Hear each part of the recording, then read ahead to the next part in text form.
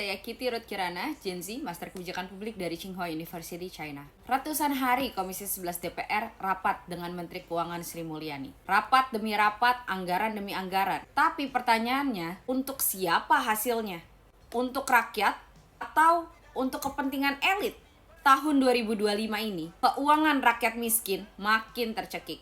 UMKM yang digadang sebagai tulang punggung ekonomi makin mengeluhkan sulitnya akses modal dan biaya pinjaman tinggi.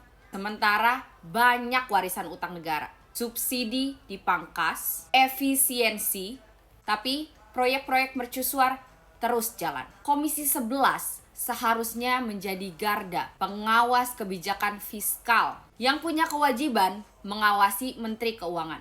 Tapi apa yang terjadi? Mereka justru sibuk rapat panjang tanpa hasil nyata. Rakyat yang sibuk membangun usaha, menggerakkan ekonomi, tidak mereka bela. Padahal kita seharusnya sudah belajar dari sejarah kelam krisis 97-98. Saat itu DPR juga diam ketika Bank Indonesia menaikkan bunga sampai 60% dan uang primer melonjak 100%.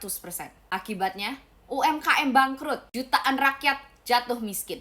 Kerusuhan pecah di mana-mana. Dan sekarang, 2025, pola itu diulang lagi. Siapa yang diuntungkan?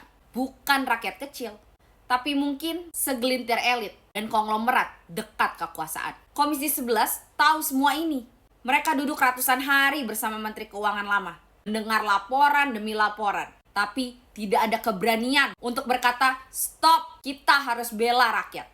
Mereka justru memilih diam, memilih menjadi yes man, sekedar stempel kekuasaan. Pertanyaan Menteri Koboy kepada Komisi 11 tadi siang telah membongkar betapa DPR sejak dilantik tidak 100% bekerja untuk kepentingan rakyat. Begini kalimat Pak Menteri Keuangan. Yang jadi pertanyaan saya, Komisi 11 rapatnya dengan Menteri Keuangan Sri Mulyani.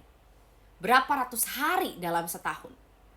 Kenapa tidak pernah mempertanyakan itu?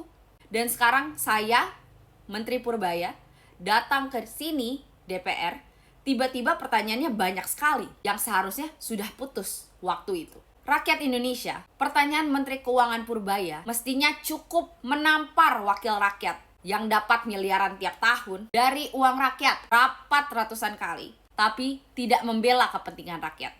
Komisi 11 mungkin terlalu sibuk bermain politik. Lupa bahwa tugas mereka adalah menjaga uang rakyat. Saat rakyat menunggu jawaban, pembelaan kepentingan rakyat, mereka justru memilih diam.